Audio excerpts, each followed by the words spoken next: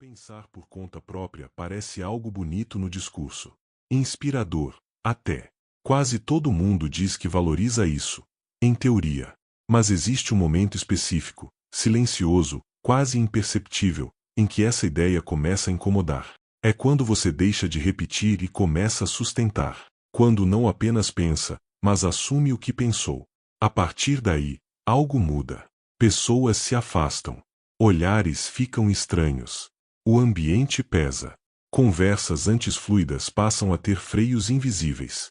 E, aos poucos, você percebe algo desconcertante. Você não foi punido por mentir. Não foi punido por errar. Não foi punido por atacar ninguém. Você foi punido por dizer a verdade em voz alta. É exatamente nesse ponto que muita gente desiste. E é exatamente aqui que este vídeo começa de verdade. Existe um pacto silencioso que quase ninguém percebe, mas que quase todos obedecem. Você pode pensar, desde que pense igual. A pressão social raramente grita. Ela não precisa. Ela apenas sugere. Olha torto. Retira a aprovação.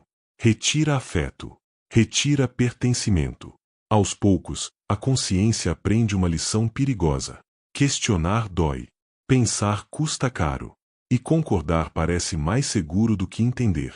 Sócrates descobriu isso da pior forma possível. E o que fizeram com ele não ficou no passado. A lógica é a mesma. O mecanismo é o mesmo. Só mudou de roupa. Aqui está a afirmação que incomoda. A maioria das pessoas não quer a verdade. Quer conforto. A verdade exige desconforto. Exige autoconhecimento. Exige responsabilidade individual. E isso ameaça identidades inteiras. Ao longo deste vídeo, você vai perceber que Sócrates não morreu por filosofia. Ele morreu por provocar algo muito mais perigoso. Liberdade interior. Se você já sentiu que pensar por si mesmo tem um preço, ou suspeita que está se calando para ser aceito, assista até o final. Porque talvez o que incomoda tanto não seja pensar, mas descobrir quem você se tornaria se parasse de fugir disso. Sócrates não foi acusado por mentir. E isso já diz muita coisa. Ele foi acusado por incomodar, por provocar desconforto, por interromper o modo automático de quem preferia não pensar demais. Pensar por conta própria sempre teve um custo alto, porque exige coragem moral para sustentar a verdade, mesmo quando ela não agrada, mesmo quando ela não é bem-vinda. Na Atenas antiga, e, sejamos honestos, também hoje, questionar crenças estabelecidas é visto quase como um ataque pessoal. Quando alguém desperta a consciência alheia, raramente recebe aplausos de imediato. O que vem primeiro é o incômodo. Depois, a resistência. E, muitas vezes, a rejeição. O problema nunca foi o conteúdo das perguntas de Sócrates. Foi o efeito delas. Ele forçava as pessoas a encarar suas próprias incoerências. Mexia com o orgulho, com a vaidade intelectual, com a falsa sensação de controle.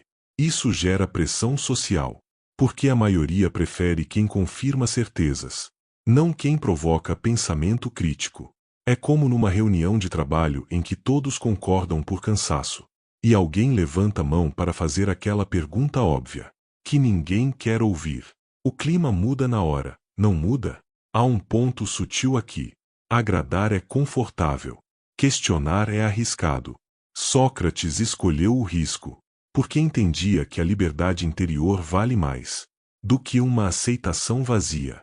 Ele sabia que o incômodo inicial podia gerar transformação, mesmo que viesse acompanhado de rejeição.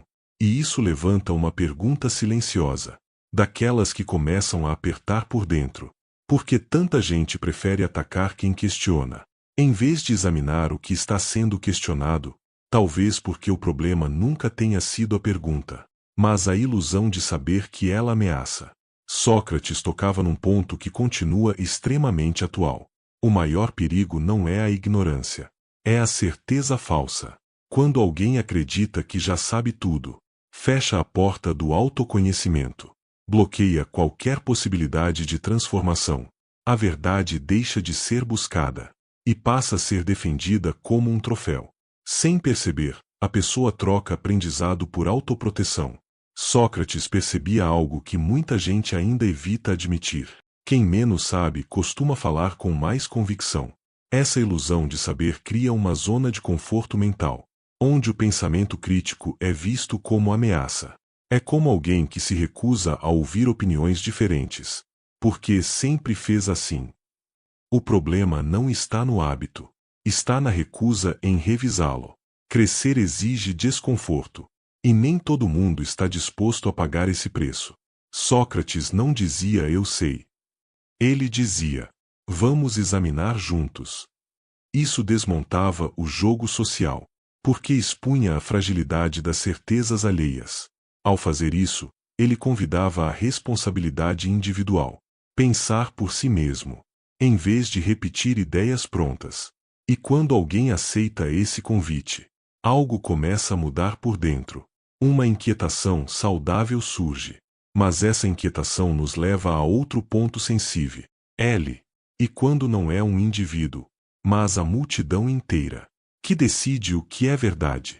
Em Atenas, a verdade não foi analisada com calma, nem examinada com profundidade.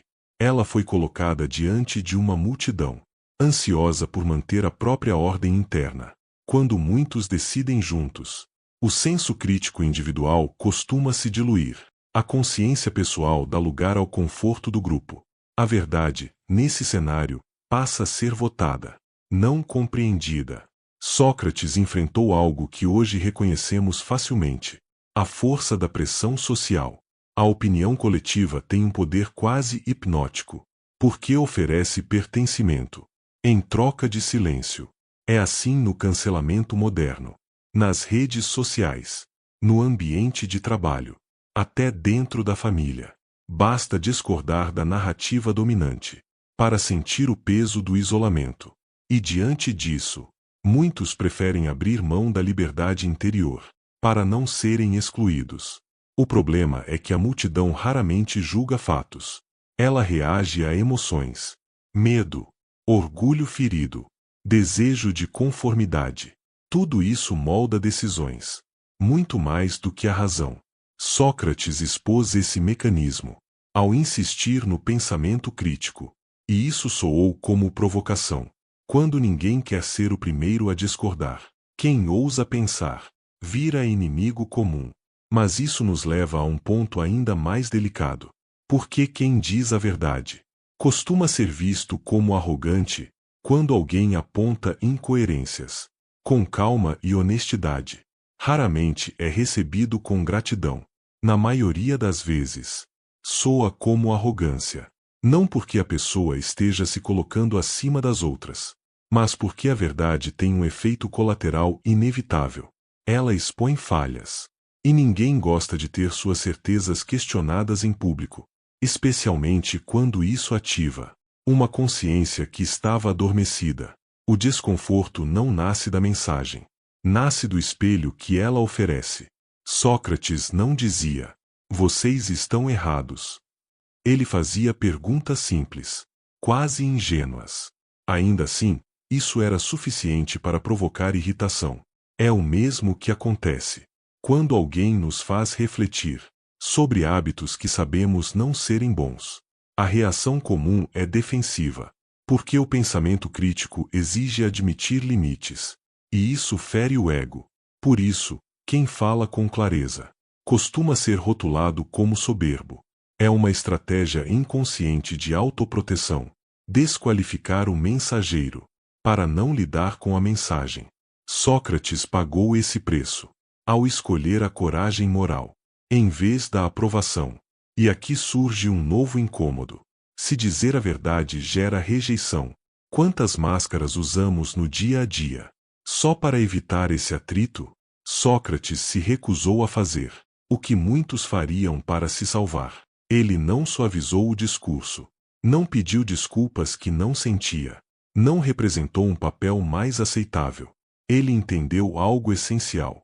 Viver sem máscara tem um preço alto, mas viver traindo a própria consciência cobra ainda mais caro com o tempo. A verdade, quando não é negociável, exige firmeza, e isso assusta quem vive de aprovação. No dia a dia, essa escolha aparece de formas sutis. Quantas vezes alguém concorda só para evitar conflito? Quantas vezes silencia uma opinião justa por medo da reação?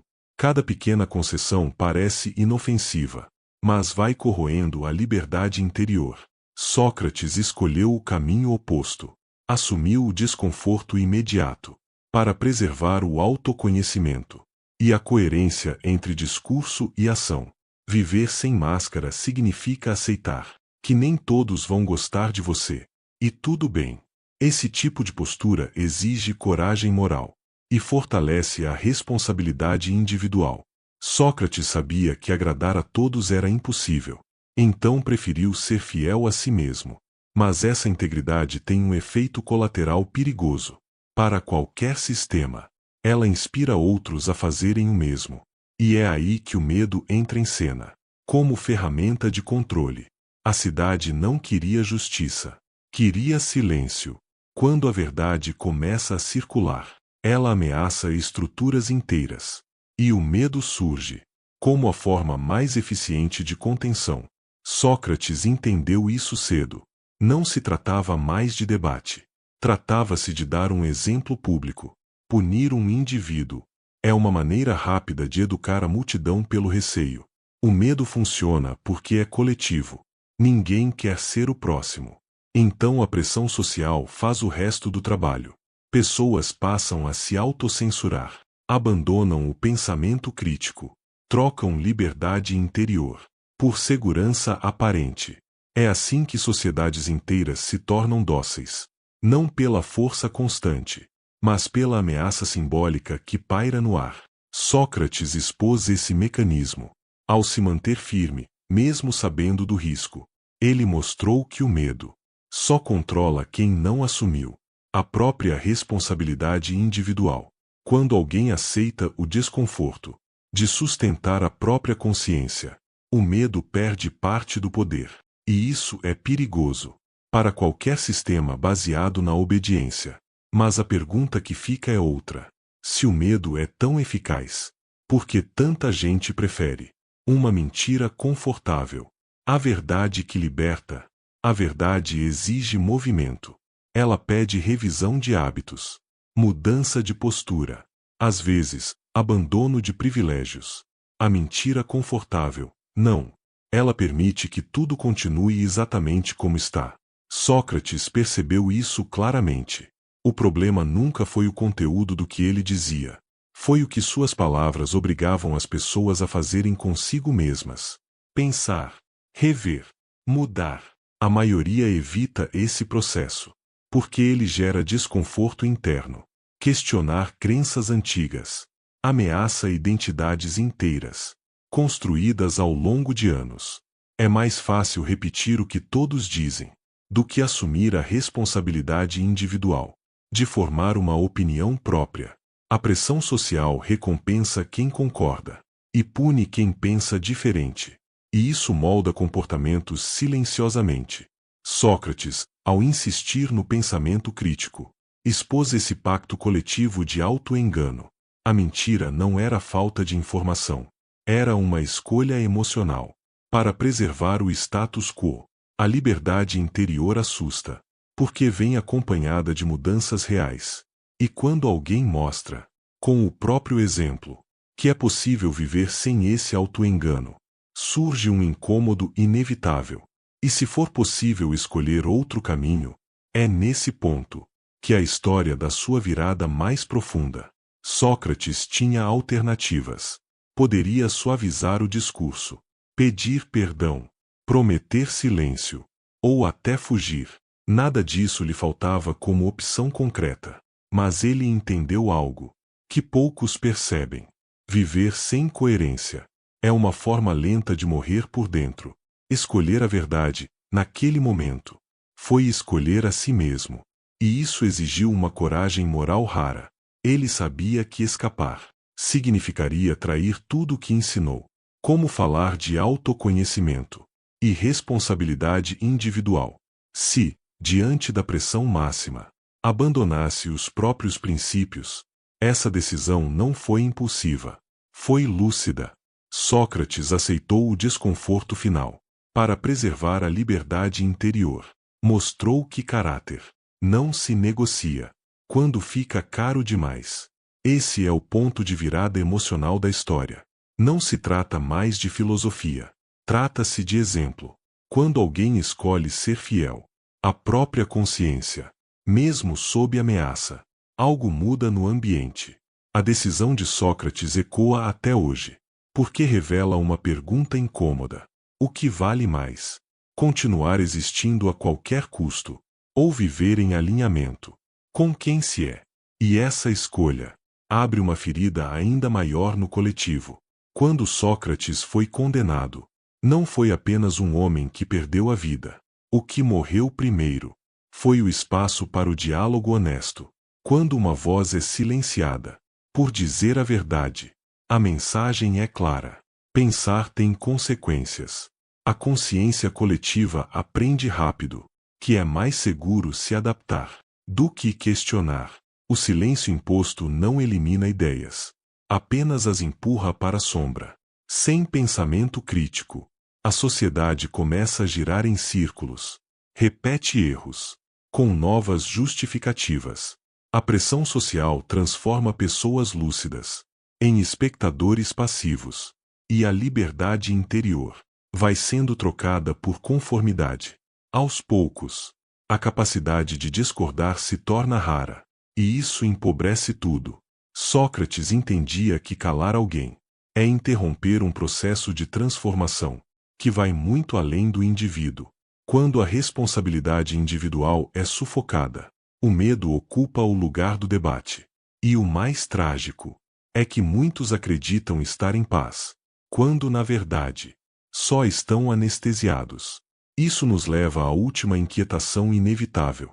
Diante disso tudo, o que cada um de nós escolhe fazer com a própria voz? Depois de tudo o que aconteceu, sobra uma pergunta simples, mas nada confortável. O que cada pessoa faz quando a verdade começa a incomodar? Sócrates deixou claro que não existe neutralidade quando se trata de consciência. Ou alguém pensa por si mesmo, ou terceiriza o próprio juízo para a multidão. E essa escolha acontece todos os dias, nas decisões pequenas, nas conversas adiadas, nos silêncios convenientes. Ser aceito tem benefícios imediatos. Ser verdadeiro, não. A pressão social recompensa quem se adapta e pune quem sustenta o pensamento crítico. É por isso que tanta gente vive em conflito interno. Sabe o que é certo, mas age de outro modo. Esse descompasso gera um desconforto silencioso, que só o autoconhecimento é capaz de revelar com honestidade. Sócrates não oferece respostas prontas. Ele oferece um espelho. A pergunta final não é sobre ele. É sobre quem assiste. Até que ponto vale abrir mão da liberdade interior para evitar conflito? Em que momento a busca por aprovação começa a ferir a responsabilidade individual? Essa tensão não se resolve facilmente. Ela prepara o terreno para algo maior. Uma reflexão que não termina quando o vídeo acaba, mas começa ali. Depois de tudo isso, a pergunta não é mais sobre Sócrates. É sobre você. Em quais momentos você silenciou a própria verdade para evitar conflito? Em que situações abriu mão do pensamento crítico para não ser visto como difícil, chato ou problemático? A história que você acabou de ouvir não é antiga. Ela se repete toda vez que alguém escolhe conforto no lugar da consciência. Pensar por conta própria não é um talento raro. É uma decisão diária. Exige autoconhecimento. Exige suportar desconforto. Exige coragem moral para bancar as consequências. Mas também oferece algo que nenhuma aprovação externa consegue dar: liberdade interior. Quando você assume a responsabilidade individual pelo que pensa, algo muda. Você para de viver no modo automático e começa, de fato, a viver. Então fica o convite. E o desafio. Onde você pode ser mais honesto consigo mesmo esta semana? Que opinião precisa ser revisada? Que conversa está sendo adiada? Por medo da pressão social? Se este vídeo te provocou, não ignore esse incômodo. Ele costuma ser o primeiro sinal de transformação. E se você quer continuar aprendendo a pensar com mais clareza, mais profundidade e mais autonomia, se inscreva no canal e ative as notificações. Aqui, a ideia não é agradar, é ajudar você a pensar melhor.